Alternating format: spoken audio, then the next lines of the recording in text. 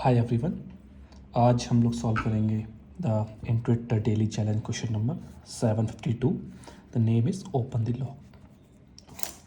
तो सबसे पहले हम लोग क्वेश्चन को पढ़ते हैं, क्वेश्चन में क्या क्या दिया हुआ है, and then we will try to resolve the question. तो इसमें बोला है you have a lock with a 4 circular wheels and each wheel has a 10 slots. Okay, like generally हमारे पास जो डिजिटल लॉक सिस्टम पैक्स होते हैं, तो उसमें जो 4 लॉक्स दिए होते हैं, जैसे 1 2 3 4, हर एक की जो व्हील है उसकी जो वैल्यू है वो 0 से लेके 9 तक उसकी वैल्यू है। हर एक लॉक, हर एक व्हील की 0 to 9। ठीक है। Wheels can rotate both direction, forward और बैकवर्ड। ठीक है, बिल्कुल ठीक है। जो व्हील है वो आप मतलब 0 से 1 भी जा सकते हैं और बैक से 9 भी जा सकते हैं, तो फॉरवर्ड भी जा सकते हैं और बैक एंड भी जा सकते हैं। ठीक है, उसके बाद बोला है the initial value of the lock would be 0। Okay, so the back हमें जो इनिशियल वैल्यू मिलेगा वो ये मिलेगा। ठीक है, then in the question the list of dead locks is also given, and which means if the lock displays those value then we can't open the back. Okay, तो question में condition ये है कि मान लीजिए हमारे पास लिस्ट ऑफ डेड लॉक्स दे रखे हैं। ठीक है, अगर हम ये स्क्रॉल करते करते लेट्स से मैंने इसकी वैल्यू 1 की, इसकी 2 की, इसकी 3 की, इसकी 1 की, और ये वैल्यू इस लिस्ट के डेडलॉक्स में लाइक्स करती है, विच मीन्स हम इसको ओपन नहीं कर सकते, ये ऑटोमेटिकली लॉक हो जाएगा, परमानेंट लॉक हो जाएगा।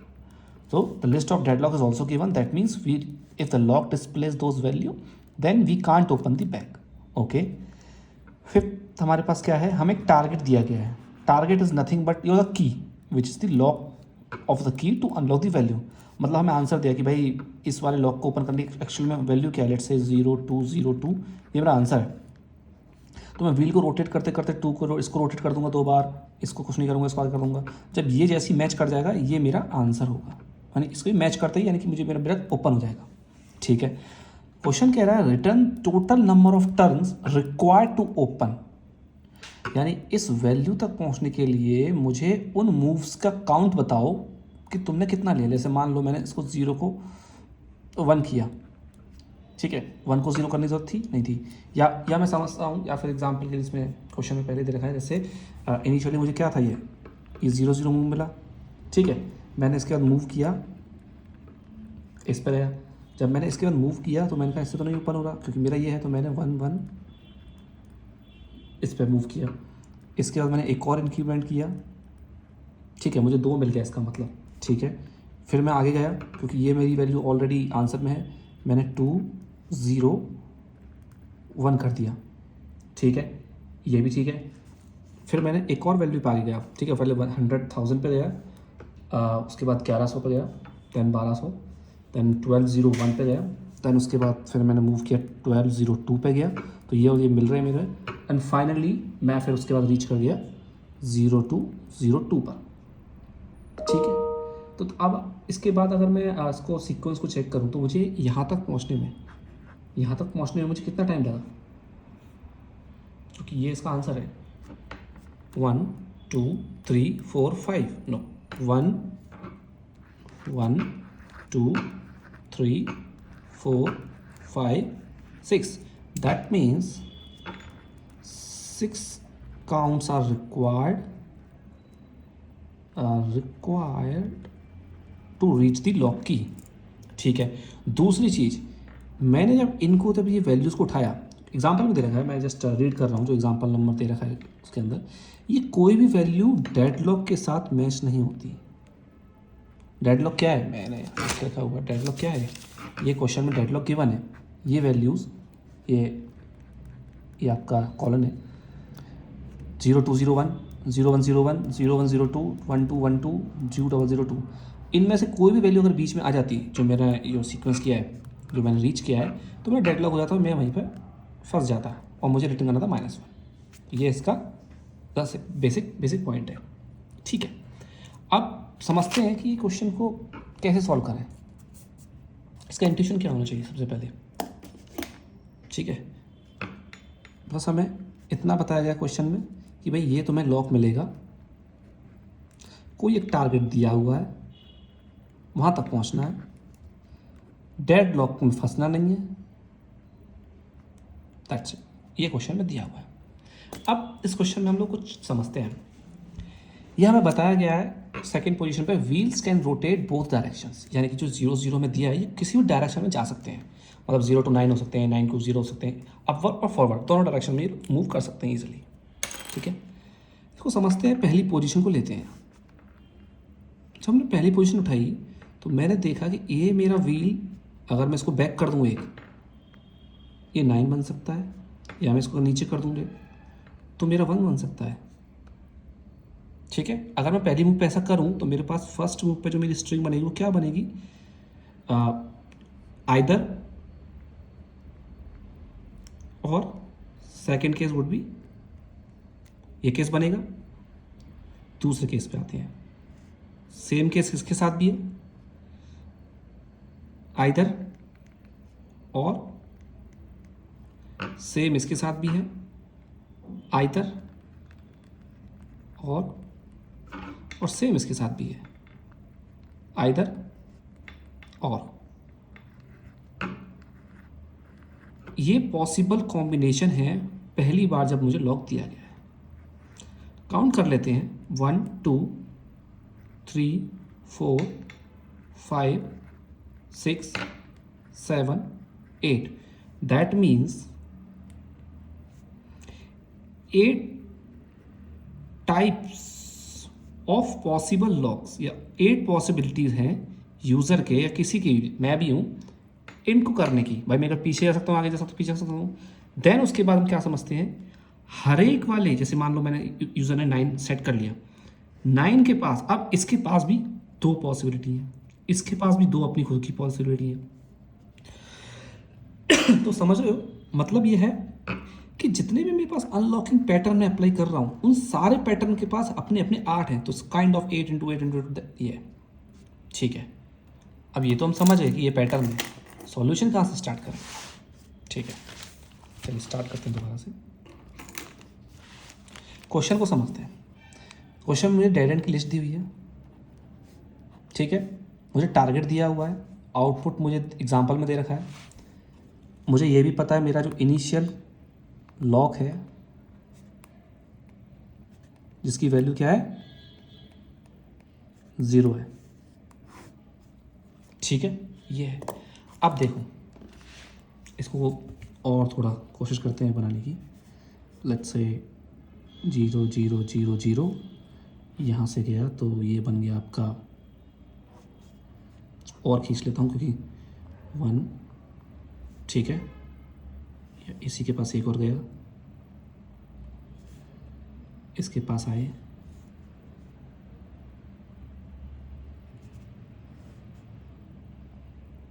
ठीक है,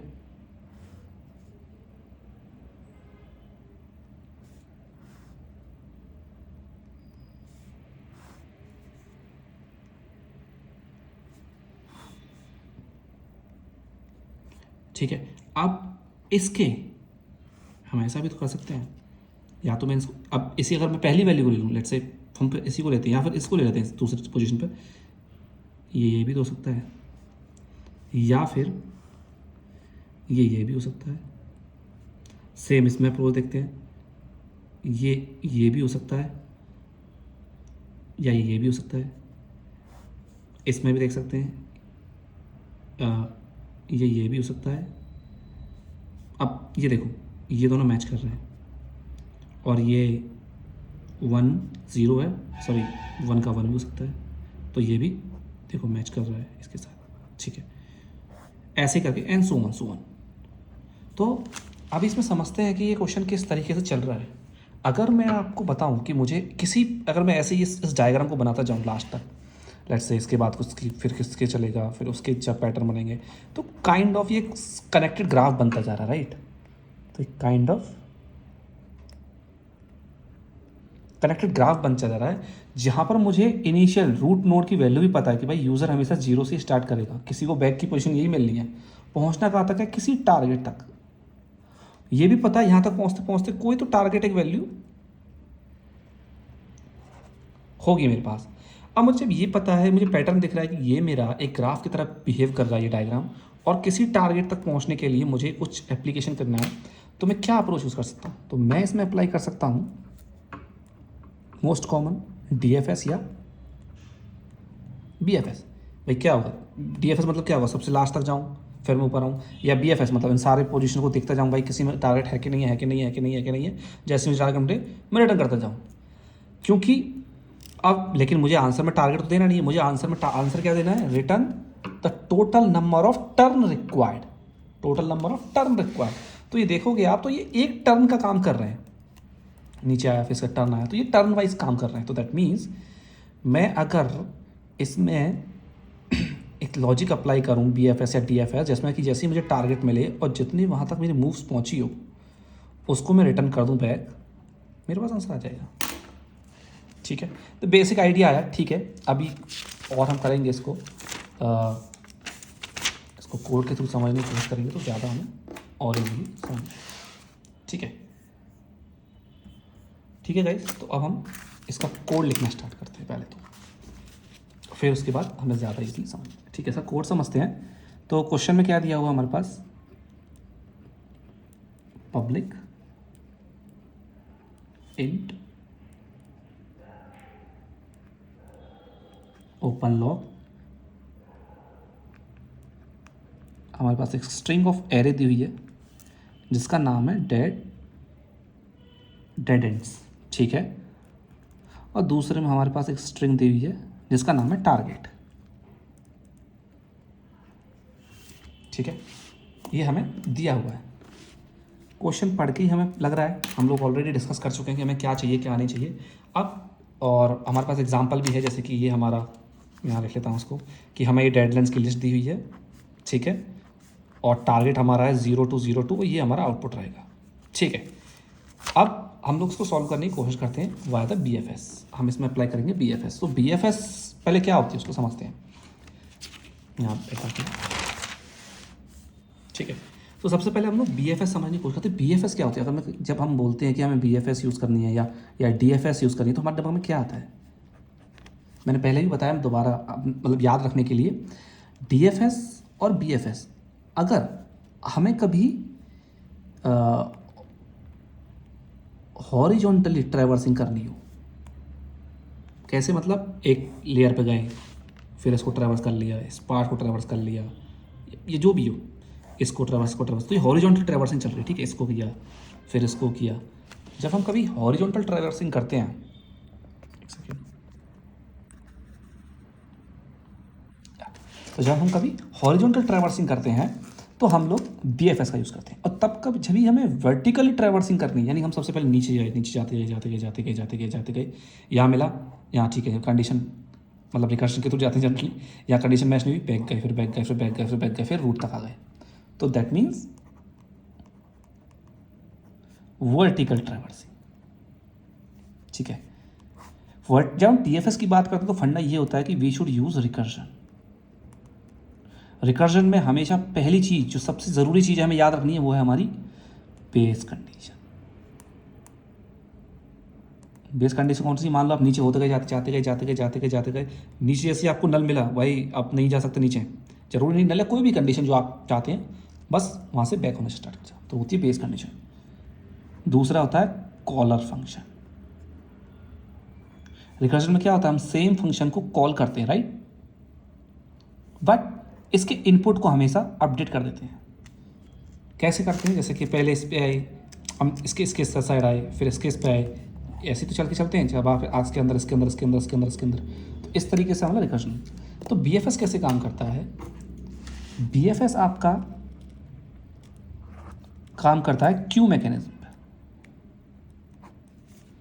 क्यू मैकेनिज्म कैसे काम करता है, आप क्या करते हैं, पहला एलिमेंट उठाते हैं, फिर उस एलिमेंट के बाद सारे नेक्स्ट वाले एलिमेंट्स को उस वाली क्यू में डाल देते हैं, और इस वाले को बाहर निकाल देते हैं, एक्सपोज या पोल निकाल लेते हैं, ठीक है। फिर जब नेक्स्ट फेज आता है, यानी नेक्स्ट हमारा इटरेशन आता है, हम दूसरा होते हैं, इन सबको ट्रैवर्स कर लेते हैं और इनसे रिलेटेड सबको उसमें लिस्ट में अंदर डाल देते हैं। ठीक है, लिस्ट में डाल देते जाते हैं, और क्योंकि साइज वगैरह सब चेक करते हैं। तो बेसिक फंडा यह कि BFS में हमें क्यू मैनेजमेंट यूज़ करना है जब हमें हॉरिजॉन्टल ट्रैवल रिक्वायर्ड हो, और DFS में वर्टिकल। ठीक है, हम इसको आज डिस्कस करेंगे BFS के थ्रू।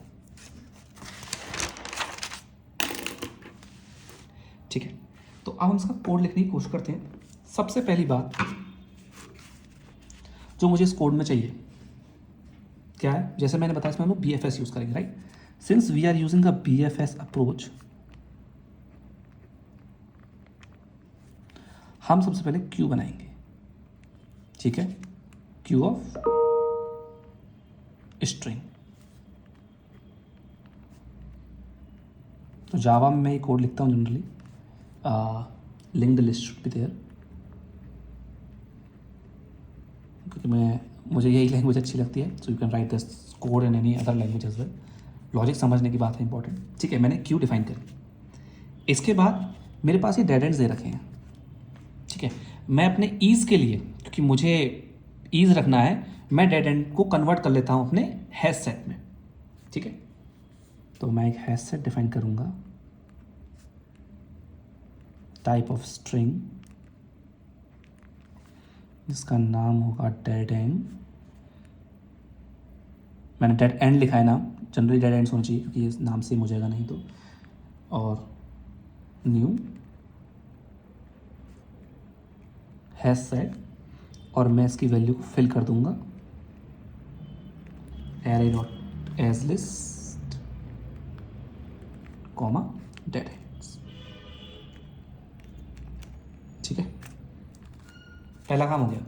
BFS के लिए क्यू बना ली, डेड एंड्स को कन्वर्ट कर लिया अपने ईज ऑफ यूज़ के लिए सिंपल हैश सेट में। अब क्या चाहिए अपने को? अब चाहिए, देखो यहाँ हमने देखा था, ये आपने देखा था जब मैं इस पर काम कर रहा था, 1100 इसके लिए आ रहा था, 1900 इसके लिए आ रहा था। तो आप देख सकते हो कि ये मल्टीपल टाइम्स आ रहे हैं। तो मुझे जब ये मल्टीपल टाइम्स जा रहे हैं तो मुझे ज़रूरत नहीं है इनकी, राइट। दैट मीन्स मुझे इनको मार्क करना होगा कि मैं इस वाले को ऑलरेडी ट्रेस कर चुका हूँ, मुझे इसका फ़ायदा नहीं है, तो मैं इसमें मत जाओ।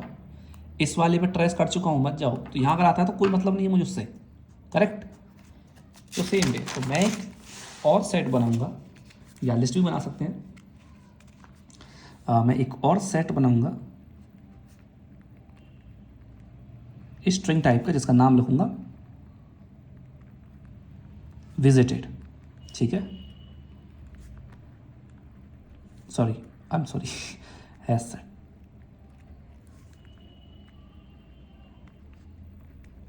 ठीक है। तो गाइज यहाँ पे क्या किया हम लोगों ने, BFS बना लिया, ये अपने BFS आपको एक क्यू बना ली, हैश सेट बना लिया डेड एंड को काउंट करने के लिए, सेट बना दिया। अब आगे बढ़ते हैं। मुझे ये पता है इनिशियली ये जो वैल्यू है ये मुझे गिवन रहेगी, right. Target initially value given रहेगी, ठीक है। मैंने इसको ले लिया।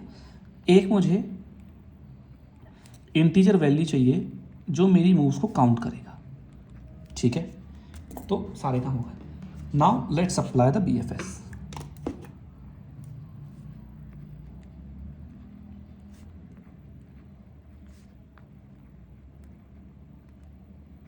ठीक है, सिंपल BFS का लॉजिक है। ये जब कब तक चलेगा, जब तक कि Q is not empty,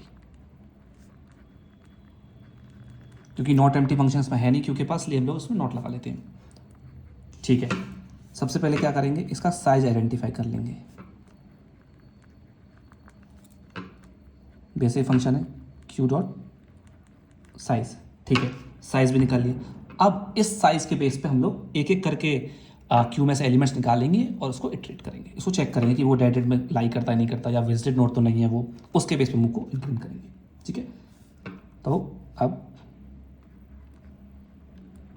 y size is not equal to 0, okay, then string str is equal to q dot poll. The name should be not str I think, क्योंकि ये हमें क्या दे रही है, करंट स्ट्रिंग निकाल के दे रही है। करंट हम लोग कौन सी वाली पोजीशन पे आ चुके हैं, तो इसका नाम हम रखेंगे करंट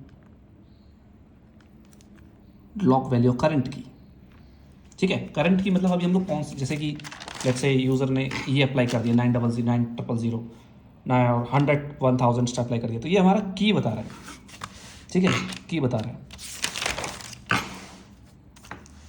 ठीक है, हमें की मिल गया। तो अब इसके बाद हम क्या करेंगे वो देखते हैं। पहली कंडीशन लिखेंगे इफ़, मान लो मेरा जो डेड एंड है dot contains S T R, sorry current की। मान लो भाई ये डेड एंड में कंटेन्स करता है करंट की, या फिर जो मैंने विजिटेड बनाया था डॉट कंटेन्स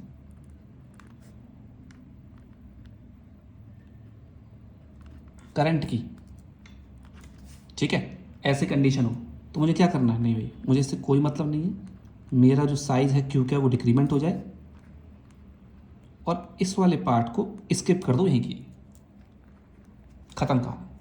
ठीक है जी, मैंने इस वाले करंट को चेक कर लिया। अब क्योंकि करंट की मुझे मिल चुका है, मैं इसे विजिटेड में अप्लाई कर दूँगी भाई, visited dot add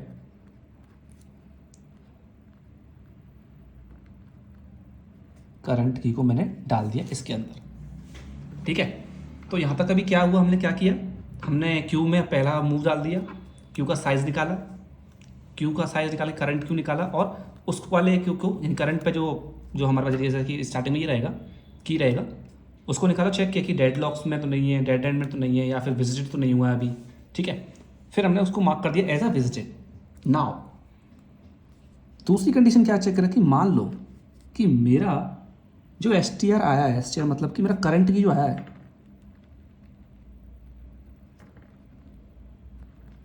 dot equals to, क्योंकि स्ट्रिंग है ना ये, वो टारगेट के बराबर हो। भाई जो मैं ढूंढ रहा हूँ वही मुझे मिल जाए तो मैं क्या करूँगा, मेरा तो बस काम हो गया, मैं मूव्स को रिटर्न मार्क कर दूँगा। ठीक है, ठीक है, ये काम भी ठीक है। अब उसके बाद असली काम अप्लाई होता है। कौन सा वाला काम, ये वाला काम, कि हर एक एक वैल्यू को आप इंक्रीमेंट करो और उससे क्यू में डाल दो, हर एक के लिए। जैसे इसके लिए 2 वैल्यू बनेंगी, इसके लिए 2, फिर उसके लिए 2, इस तरीके से। तो वो वाला काम हम करेंगे। अब उस मैथड में समझते हैं। ठीक है, तो यहाँ हम लिखेंगे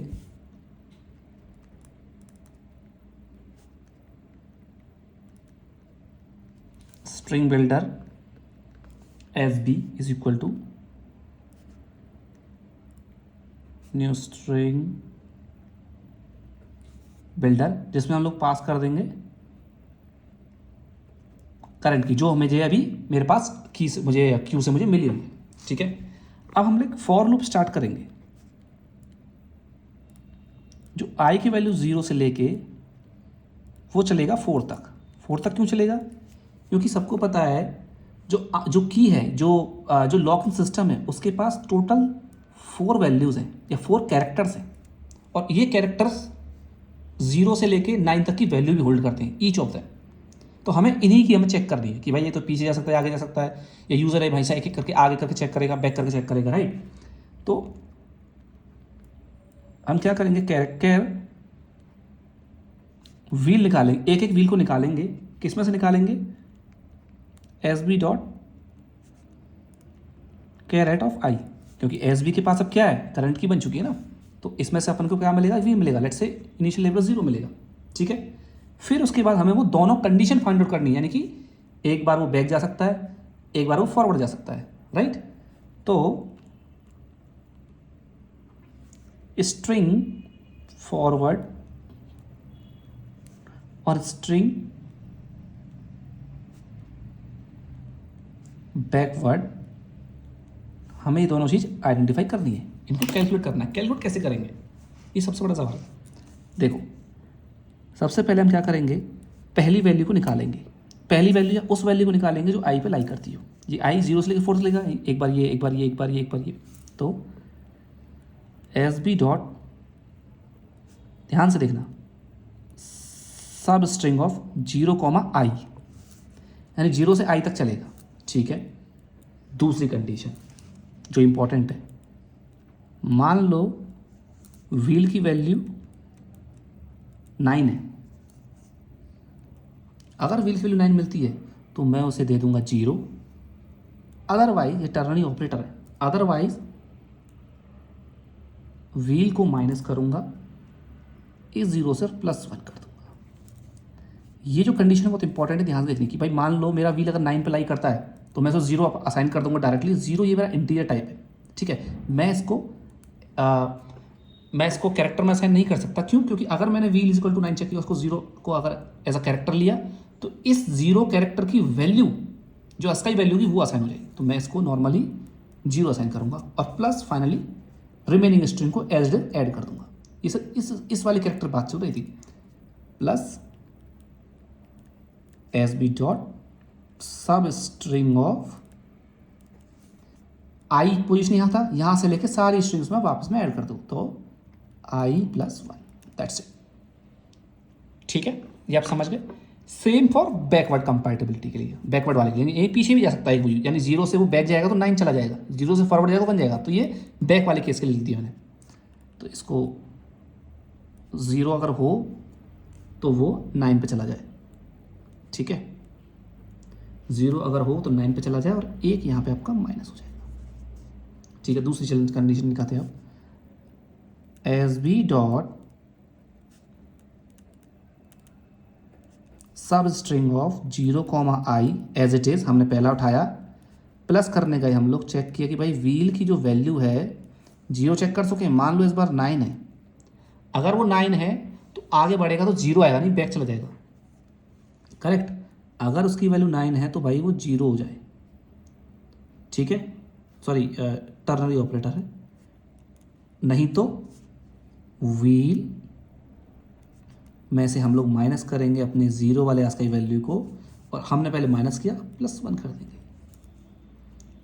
बाकी बची हुई को एज इट इज में जोड़ देंगे। तो S B dot substring of i+1, तो फॉरवर्ड आ गया हमारे पास और बैकवर्ड आ गया, ठीक है। अब क्या करना है इनको, अब इन दोनों को सिंपल क्यू में अपने को जोड़ देना। क्यू में जोड़ते टाइम पर हमने क्योंकि क्या कंडीशन चेक करनी है कि पहली चीज़ हमारा जो यूज़र जो आगे बढ़ रहा है पीछे बढ़ रहा है वो डेडलॉक का पार्ट नहीं होना चाहिए।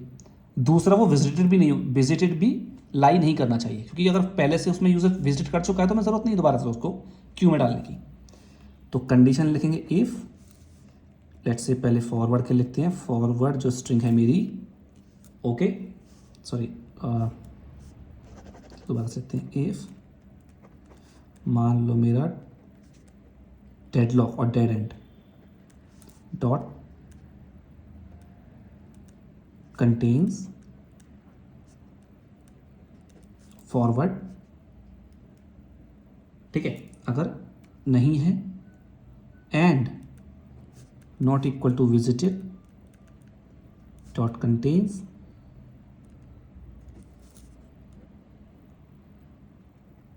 फॉरवर्ड, तो क्यू के अंदर इसको ऐड कर देंगे, किसको, फॉरवर्ड को,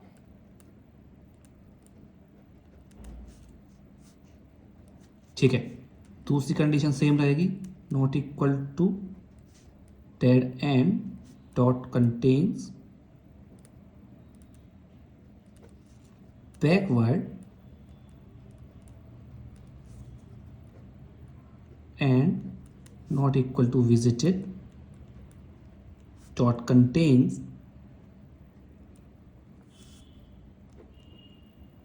backward, sorry,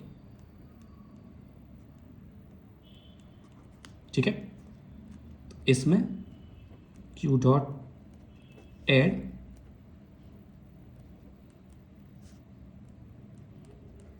backward semicolon close it, ठीक है। आई होप आपको समझ में आ रहा होगा, राइटिंग थोड़ी सी मिसमैच है, ठीक है। ये कंडीशन आप आई थिंक मैं दोबारा से लिख देता हूँ, wheel is equal to 0, then it should be we will assign 9 as a integer, otherwise wheel minus this root and -1। Here wheel is if it is equal to 9 character, okay, because wheel is a character, then it's a ternary operator, then we will assign 0 as an integer, otherwise wheel में से हम लोग 0 को minus करेंगे, 0 मतलब आज का ही value हटा देंगे और +1 कर देंगे। ये पार्ट और आपका ये पार्ट एज जैसा रहेगा, यानी कि इस वाले पार्ट, हमने इस पार्ट को छेड़ना नहीं है, हमें फर्स्ट पार्ट को चेक करना था, ठीक है। ये पार्ट आपके आई पे डिपेंड कर रहा है। सेकंड टाइम जब हम आएंगे तो इसको नहीं छेड़ेंगे सर, इसको पकड़ेंगे, इसको भी छेड़ेंगे, इसको भी नहीं छेड़ेंगे। आई पे करना, आई हमेशा इंक्रीज रहेगा 4 बार, ठीक है। तो अपने यहाँ तक देख लिया भाई, ये अपन ने फिल अपनी रिक्वायरमेंट भी कर ली। इसको हम लोग बंद कर देंगे और साइज को हटा देंगे। देन हम लोग मूव्स को इंक्रीज कर देंगे and finally we will return it as -1 in closure, ठीक है। एक बार देख लेते हैं कोड को पूरी तरीके से, जैसे हमने कोड लिखा है, ठीक है। हमने यहाँ से शुरू से स्टार्ट किया। ओके, पहले हम लोगों ने क्यू को इनिशियलाइज़ किया क्योंकि हम लोग BFS को यूज़ करने वाले थे।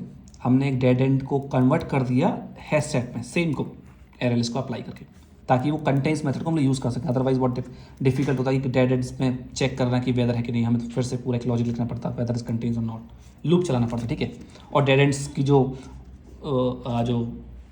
साइज़ है वो भी डायनामिक है क्योंकि स्ट्रिंग एरे में, ठीक है। दूसरा हमने एक विजिटेड यूज़ किया, एक और सेट बनाया। सेट इसलिए बनाया ताकि हम लोग विजिटेड सिर्फ यूनिक वैल्यूज़ को ही कंटेन करें, हम डुप्लीकेट वैल्यूज़ को इग्नोर करते जाएं एक बार में, ठीक है। तो हमारी लेटेंसी इसमें काम आएगी।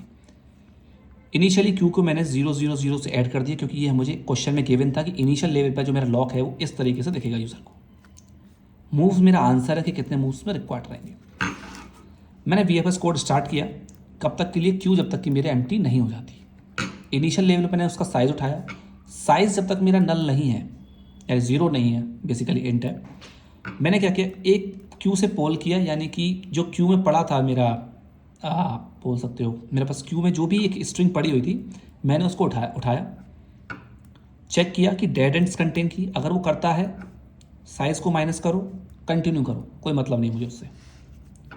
विजिटेड नोड में है, साइज़ को माइनस करो, कंटिन्यू करो, कोई मतलब नहीं है, बट और उसको मार्क कर दो ऐसा विजिटेड। करंट की या जो मुझे की मिली है, अगर वो मेरे टारगेट से मैच करती है तो मुझे यहाँ पे रिटर्न मूव आंसर मिल जाएगा। ये हो गया बेसिक, ये बेसिक कोड है यहाँ तक। इसके बाद हमारे पास जो मेन कोड है, मेन कोड कौन सा वाला, कि हम लोग क्यू में कैसे ऐड करेंगे, वो यहाँ से स्टार्ट होता है।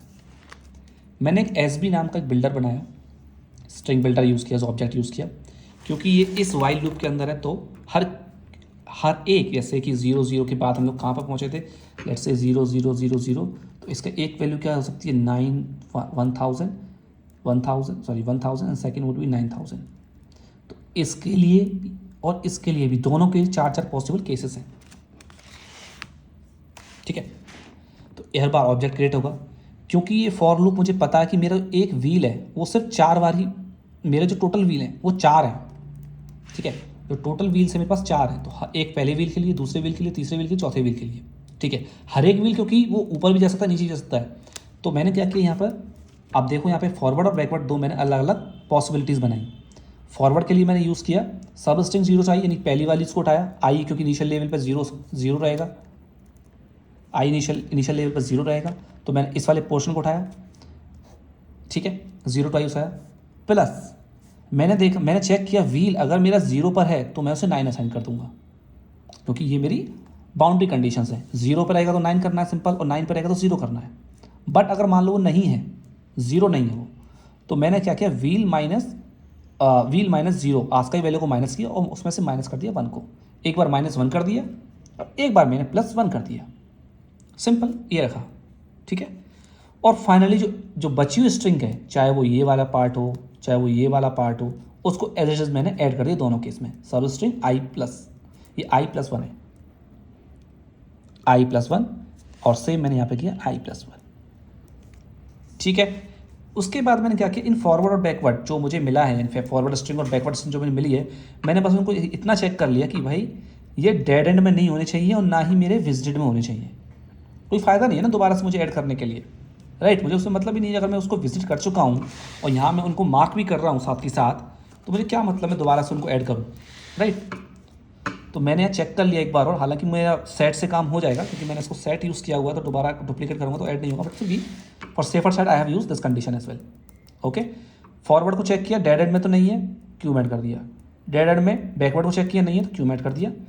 यहाँ से आपका ये लूप को मैंने ख़त्म किया और साइज़ को डिक्रीमेंट कर दिया। ये लूप मेरा फॉर लूप का लूप है जो यहाँ से स्टार्ट हुआ है, ठीक है। ये लूप मेरा फॉर लूप है। ये मेरा वाइल लूप है। कौन सा वाला वाइल लूप है? जो साइज़ पे चल रहा है, यानी कि इंटरनल क्यू के साइज़ पे चल रहा है। और फाइनली जब वो मूव करेगा, दूसरी लेयर पर जाएगा, तो मेरा मूव होगा प्लस प्लस। ये कहाँ पे काम कर रहा है? ये पेरेंट लेयर पर काम कर रहा है, ठीक है। बस फाइनली मैं, अगर मान लीजिए कुछ भी नहीं मिलता है, कि टारगेट कभी मैच ही नहीं कर पाता मेरी करंट वैल्यू, मैं हर एक कॉम्बिनेशन को चेक कर रहा हूँ, टारगेट मिल ही नहीं पाता इस वाले पोर्शन को, तो मेरा कोई फ़ायदा नहीं है, तो ऑटोमेटिकली ये -1 निकल जाएगा। तो ये था बेसिक क्वेश्चन 752 का आंसर, जिसमें हम लोगों ने BFS के थ्रू समझा कि इस कोड को हम लोग कैसे कर सकते हैं। आई होप आपको ये वीडियो पसंद आएगी। आप कमेंट्स में आप मुझे और भी ज़्यादा फीडबैक दे सकते हैं कि मैं इसको और अच्छी तरीके से कैसे समझाऊँ। Definitely writing is not that as much good which I am trying to use, but लेकिन इसका एक बेनिफिट भी है कि if you are doing simultaneously, if you writing something with me, तो आपको भी प्रैक्टिस होगी कि कोड कैसे हमें एक कॉपी पर लिखना है, यानी कि पेन पेपर पर लिखना है। क्योंकि पेन पेपर पर जो आप कोड लिखते हो वो लॉन्ग टर्म के लिए आप याद रख सकते हो, instead of just writing on the, because क्या है आई मीन आप मशीन पे जब भी कोड लिखते हो, तो मशीन पे जब आप कोड लिखते हो तो आपको जो सिंटैक्स वगैरह है वो काफ़ी हद तक आपको ईजी पड़ते हैं।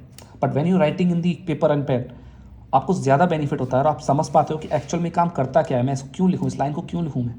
जैसे कि इसमें देखिए क्यू डॉट इज़ एम्प्टी, आप इसको इज़ नॉन एम्प्टी नहीं लिख सकते। अगर आप ऐसा मान लीजिए इंटरव्यू में लिख रहे हैं, तो आपका जो पॉइंट ऑफ व्यू क्या रहेगा, ठीक है, उसमें नॉन एम्प्टी वाला मेथड रहेगा, जनरली होता है, बट क्यू के पास तो ऐसा कोई मेथड होता ही नहीं है, right. So these are the things which matters while you are writing the answer during your interview. So you need to take care for those ones as well. Okay, thank you guys. We will discuss the next question by next morning. Okay, thank you very much.